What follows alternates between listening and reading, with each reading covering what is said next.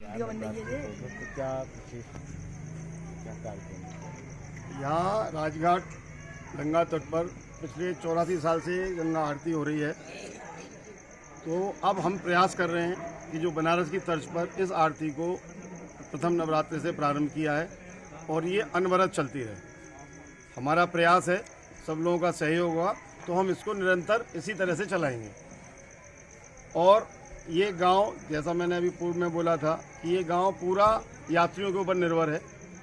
जो यात्री गंगा स्नान करने आते हैं उनके ही द्वारा जो यहाँ पर दान किया जाता है या दुकानदारों से मिठाई खरीदी जाती है, जिस किसी तरीके से भी जो भी यहाँ पर होता है वो यात्रियों के द्वारा ही यहाँ का भरण पोषण इस गांव का चलता है। तो हमारा यहाँ नवरात्रियों में प्रथम बार की जा रही है आरती। हाँ, ये पहली बार ही यहाँ इस बार हमने नवरात्रों में ये आरती का प्रारंभ किया है और भगवती से प्रार्थना है कि ये आरती हमारी निरंतर चलती रहे। क्या विशेष उद्देश्य है? विशेष उद्देश्य हमारा आरती का ये है कि आरती के द्वारा हम विभिन्न जिलों से, बुलंदशहर, गाजियाबाद, अलीगढ़, आगरा, फिरोजाबाद, विभिन्न मंडलों से यहाँ गंगा स्नान करने अमावस पूर्णमासी के लाखों की भीड़ आती है। तो उन सबको यहाँ हम आकर्षित करें और यहाँ का जो हमारे यहाँ पर्यटन है वो बढ़े। पर्यटन बढ़ेगा तो इस गांव का उद्धार होगा, लोग आएंगे, सबकी जीविका चलेगी और सबका साधन बढ़ेगा। तो एक हमने छोटा प्रयास किया है। हमारे अभी बहुत विभिन्न योजनाएं हमारे दिमाग में हैं कि हम यहाँ से इस योजना से हम इस चीज़ को आगे बढ़ाएं और निरंतर इसको प्रयास करते रहें। हमने यहाँ पर यात्रियों के रहने के लिए कुछ अभी एसी कमरों की व्यवस्था की है, क्योंकि इससे पहले नहीं थी।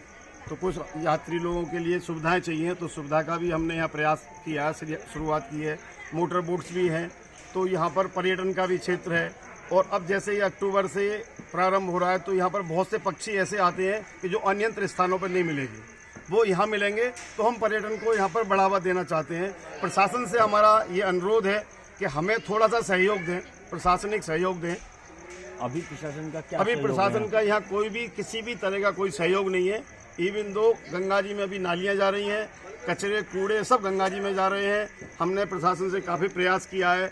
हमने विभिन्न स्तरों पर, जिला स्तर पर जिलाधीश महोदय, हमारे कमिश्नर महोदया, मुख्यमंत्री जी के पोर्टल पर, हमारे विधायक महोदय, हमारे सांसद महोदय, हर स्तर पर नमामि गंगे के सह संयोजक सबसे हमने निवेदन किया है कि इस गांव में नमामि गंगे के तहत भी कोई भी हमारे ट्रीटमेंट प्लांट नहीं बना है, कोई हमारे यहाँ घाट नहीं बना है। एक शमशान घाट उन्होंने दिया है, उसके लिए हम उनका धन्यवाद देते हैं।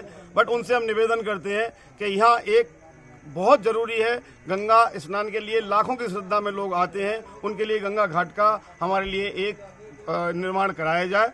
दूसरा, अभी इस बार बरसात में गंगा जी ने बहुत सारा क्षेत्र यहाँ का काट दिया है, उसमें कुछ भवनों का जो निर्माण था वो भी ध्वस्त हो गया है। अब अगर किसानों की खेतियों का भी बहुत नुकसान हुआ है, हमारे बहुत से बेघर हो गए हैं, बेरोजगार हो गए हैं।